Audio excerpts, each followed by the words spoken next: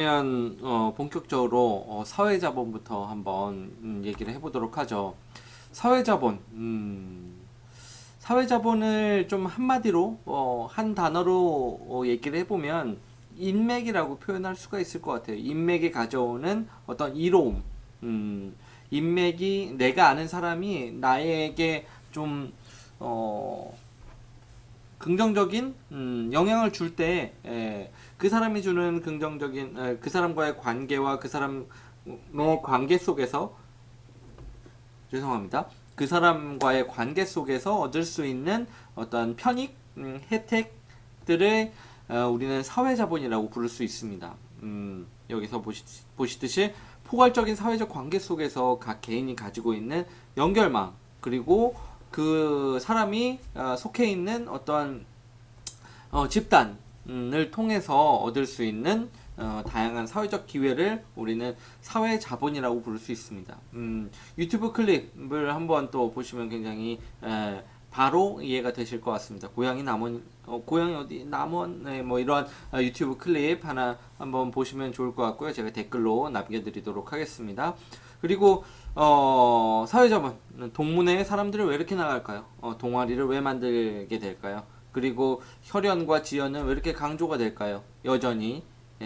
그리고 군대 동기 혹은 해병대 전후회, 이런 향후회 이러한 것들이 왜 이렇게 강조가 될까요? 사람을 알므로써 그 사람과 친해짐으로써 뭔가 단순히 뭐 그렇게 마음과 마음을 통하는 것이 아니라 그 관계를 통해서 내가 몰랐던 정보를 알게 될 경우가 많고, 내가 다 알 수가 없으니까 내가 알고 싶은 것들을 그 내가 알고 있는 인적 네트워크를 통해서 정보를 구할 수 있을 때 우리는 내가 이 친구를 잘 사귀었구나, 내가 이 동문회에 잘 나갔구나, 내가 이 동아리에 잘 나갔구나, 그래도 좋은 학교 나온 덕을 보는구나, 그런 생각을 하게 되죠.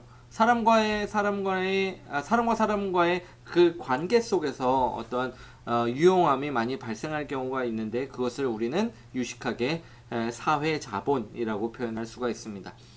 사회 자본의 형태는 다음 장에 사회 자본의 구성 요소를 얘기를 할 때 자세히 얘기를 해보도록 하죠.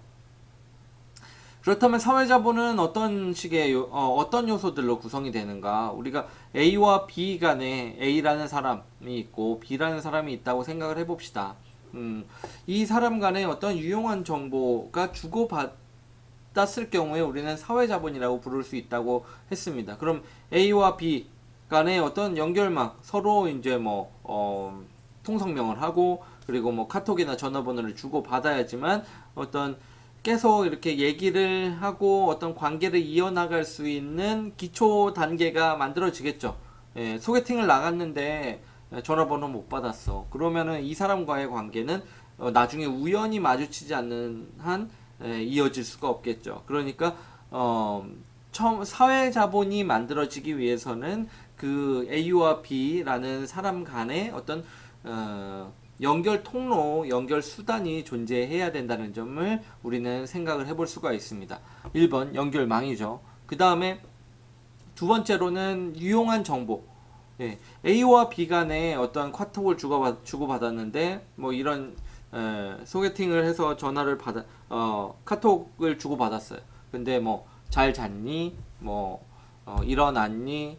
날씨가 좋네?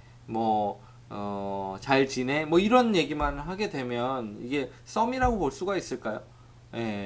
썸이라고 볼 수도 없고, 그리고 그 둘 간의 연결망은 존재를 하지만 관계는 형성되어 있지만 어떤 유용한 정보가 주고받는다는 점은 주고받지 못하고 있기 때문에 그 연결망은 어떤 그 A에게도 그렇고 B에게도 그렇고 어떤 그렇게 의미 있는 존재가 의미 있는 관계가 아닐 수가 있습니다. 그렇기 때문에 연결망의 형성 다음에는 어떤 A와 B 간의 B의 어떤 삶을 윤택하게 만들어주는, 삶을 즐겁게 만들어주는 어떤 유무형의 어떤 정보들,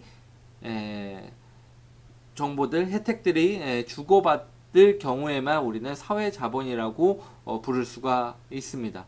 예를 들어서 이제 자녀 교육에 있어서 어떤 같은 반 학부모와 카톡 전화번호를 주고받고 뭐 이렇게 전화도 하고 카톡도 받는 사이가 됐다고 칩시다. 그러면 자녀 교육에 있어서 어떠한 이로움이 발생을 할 수가 있을 것인가?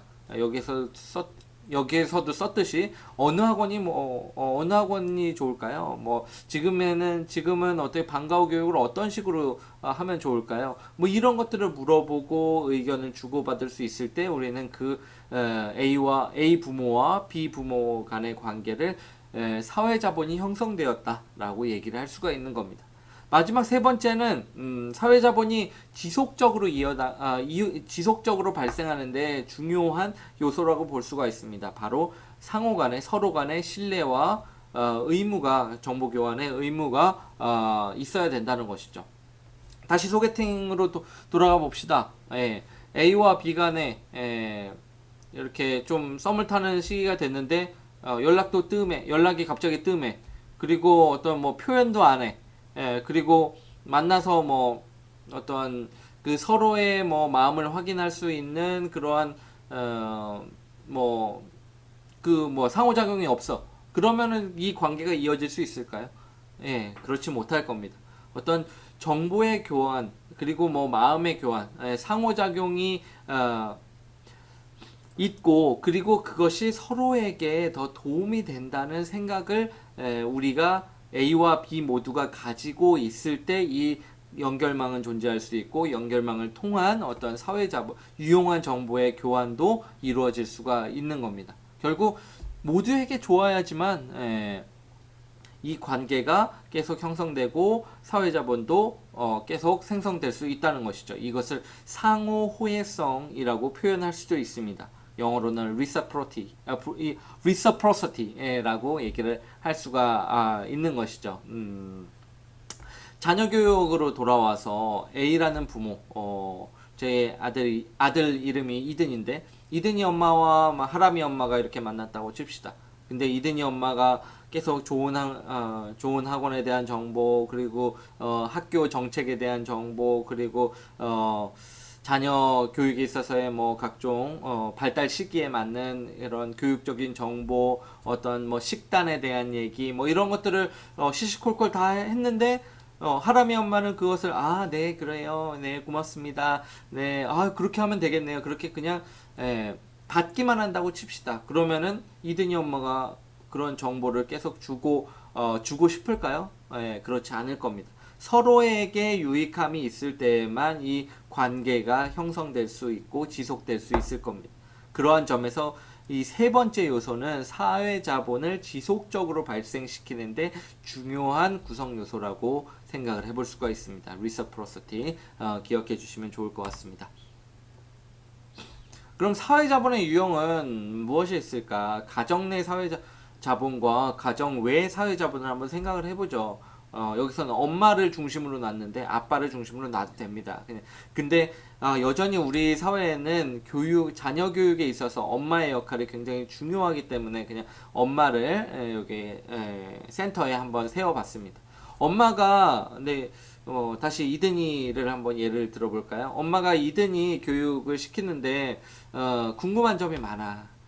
그리고 교육을 성과가 어떻게 나타나고 있는지 되게 궁금해. 그리고 성과를 향상시키기 위해서 어떠한 역할을 해야 될지 궁금하다고 생각이 들면 만나서 얘기할 수 있는 사람, 이러한 사람 간의 관계 속에서 형성되는 어떤 유용함을 우리는 가정 내 사회자본이라고 얘기할 수 있는 겁니다.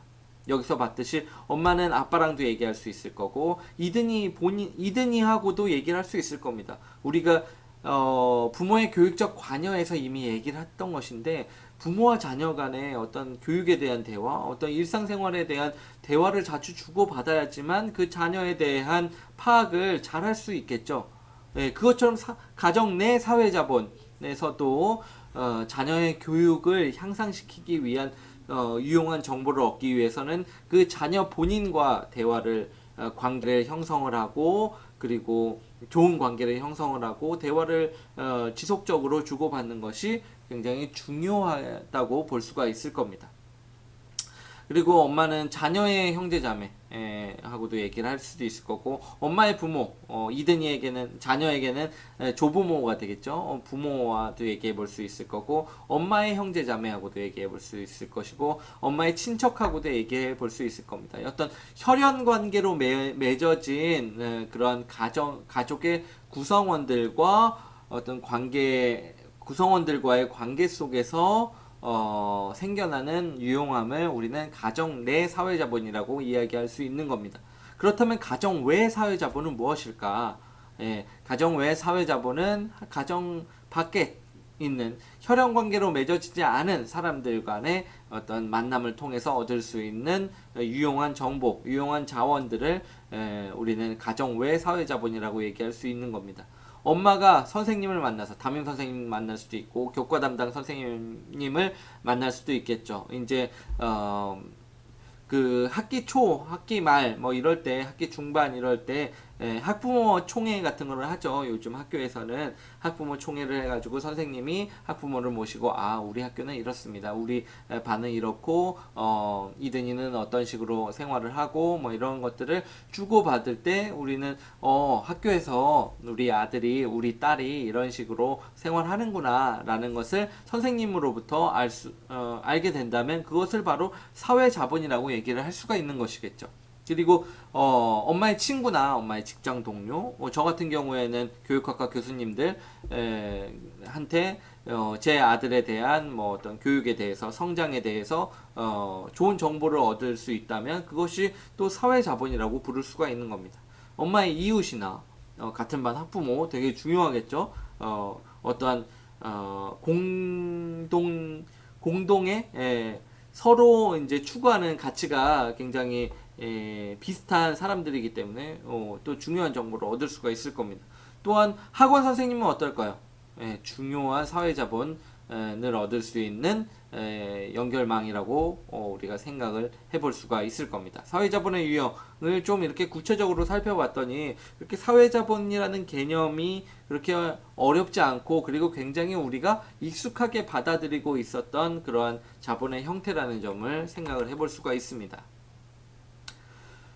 제임스 콜맨이라는 사람이 있어요. 콜맨이라는 사람은 사회 자본에 대해서 이렇게 얘기를 합니다.